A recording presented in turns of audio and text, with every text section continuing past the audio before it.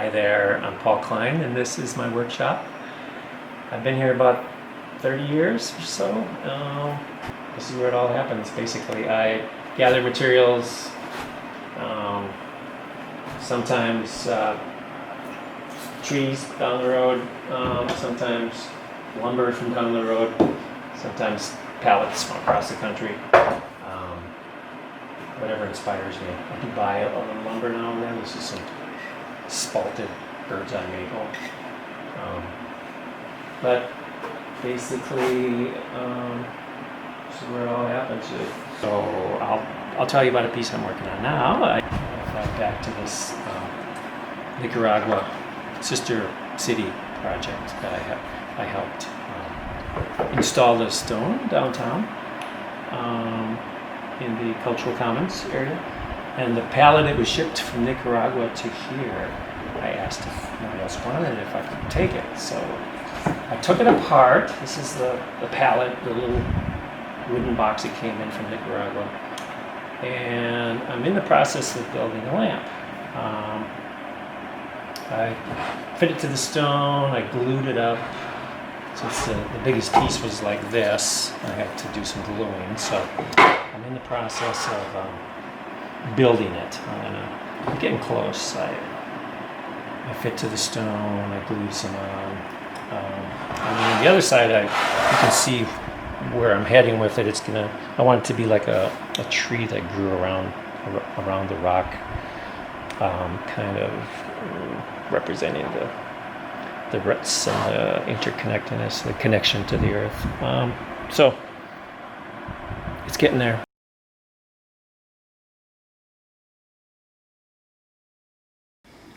So yeah, some of my pieces will come from here. I think I've got a finished one I can show you later that came from here. And usually I'll dig around for one that's already kind of flat to minimize how I have to cut it and flatten it and stuff. But I got that saw up there now, so I can kind of cut anything. But yeah, it's fun to, local is great.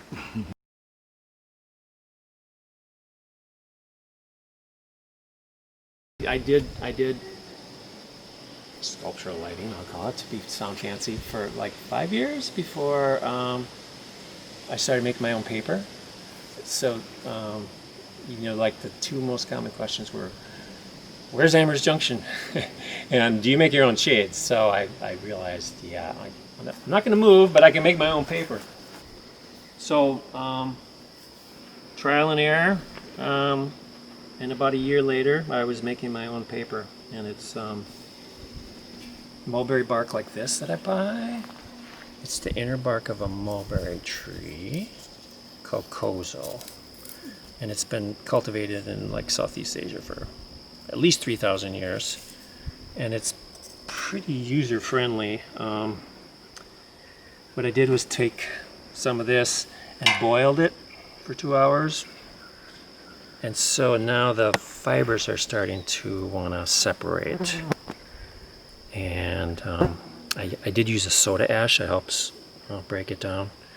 But otherwise it's quite user-friendly. And then I have to pound it like this. If I do this for you can already see after maybe 5 minutes, I did a little bit earlier, that it's starting to break down into the individual fibers more.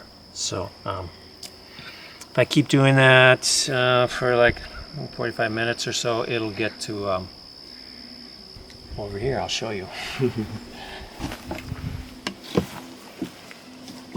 Or like this. You can see in here. This is that pounded fiber, but then I added a it's called a retention agent that helps a pigment bond to it. And then I also added a sizing. It's called internal sizing. It helps it kind of repel dirt and moisture. And then there's a formation agent that helps it just be more viscous, so it'll spread out easier. So this I added white pigment a little bit. Kind of ran out of pigment, so it's not as light as some batches, but every batch is a little different. Yeah, and then just before you came, I I put this frame in here. It's a one of my floor lamp sizes. It's basically like this, but bigger. A little screen, like a special screen that goes in there. The shape I came up with from taking apart old shades that I liked. But I took a kind of measured amount and put it in here, and then I just spread it around. Try to get it evenly distributed. And the beauty is that it's very forgiving, right? You know, it's not perfectly uniform. And then this is just a water bath that it sits in, right? So then, yeah, this is actually, it's such perfect weather for this too, because I try to stock up around tour time for the winter, because it's kind of an outdoor job. I've done it in the house, but it gets kind of messy. But so once I get it nicely evenly distributed, then I'll slowly lift it out so it doesn't kind of slosh to one side. And then set it in the sun. You can see one I've got over there. I was kind of tracking the sun today. But getting close. And then this will be relatively, actually I put some straw in here too. You'll see little bits of it here and there. And a few renegades of last year's batch. You can see some little golden pieces because I did a batch of gold tone, I call it, yellow. And I didn't clean my pan very well, so little pieces snuck in here. But I like that. And then actually I put a little bit of, well, that was the last shade. I put some coffee bean husks in there. So I didn't, yeah, we'll see what happens here. I'm going to just lift it slowly, and you can see it's a little bit,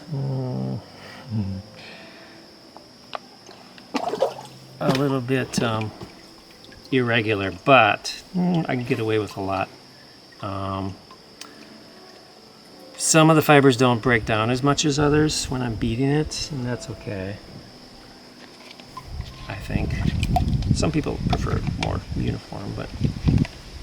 And then to fill in the thin areas, I take some fiber and add some water to it, so some thinned down fibers, and then just feed it into those thin areas. And while things are still wet, I can kind of drag some of those thicker areas around a little bit. And oops, yeah, that's all right. Very forgiving. That's what I like about this.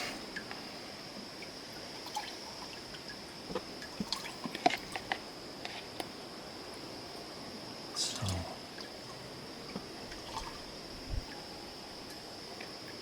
I just I don't like thin spots because, yeah, I don't want to look at a light bulb. I want it diffused, but I want it as thin as I can to let good light through, so it's functional. When this is still in the water, Sure. I put things in there, I poke them in there to make sure they're kind of enveloped in the fibers. Sure. But if it's a really nice, perfectly crisp little shape that I want to keep, you know, then I might put it in after the paper's dry. I pull it out, and then this is one of my favorite parts, pulling that out. And then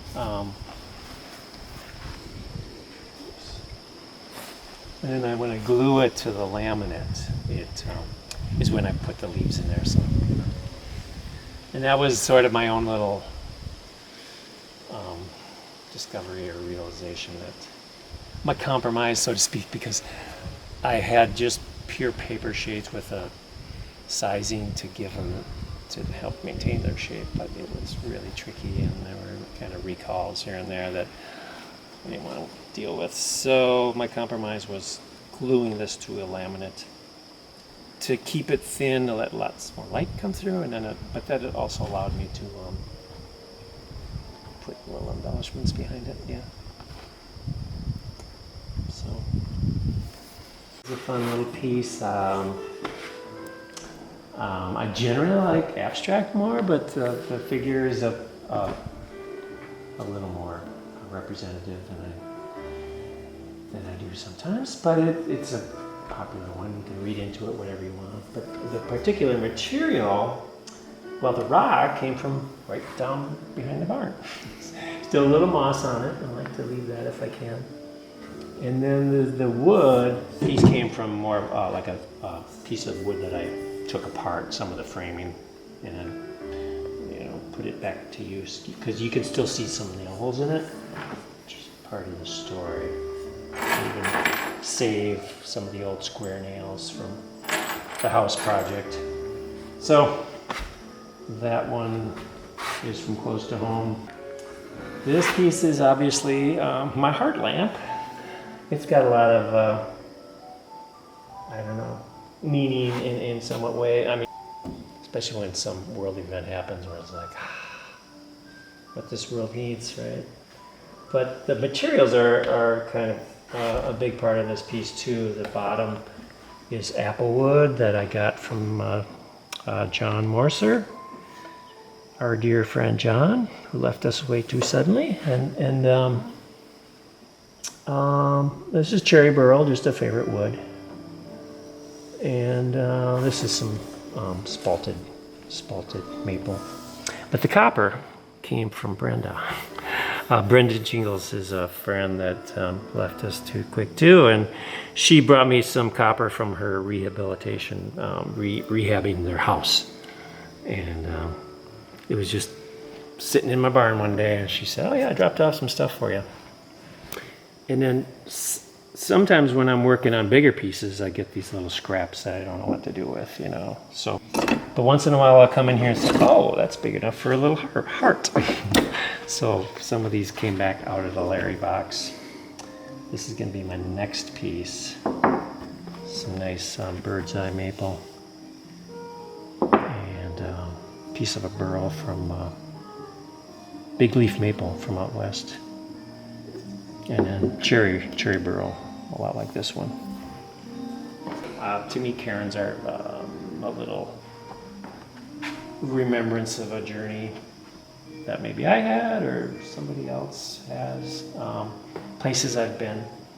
In this case, I purposely chose different colors just as a representation of humankind and its journey. So simple, but somewhat meaningful. And it's fun. Sometimes I have a great piece of wood I want to work with, and it's not quite tall enough to meet what I usually like to make for a height, but I can top it off with a little special stone or a little cairn like that also. The wood itself was outstanding. It didn't need more interest to make it good, but I needed that height, and sometimes it's fun just to take that next step. Sometimes I get heart stones, and I've got a box in the shop that are little stones that look like hearts. This is a big one. I don't know what I'll do with it someday, but this was a little one, so I had a little fun with it, sitting on another stone on top of a little line in the stone. So it's fun to be able to play around with it. Wood is kind of always my favorite, but stones are pretty cool too.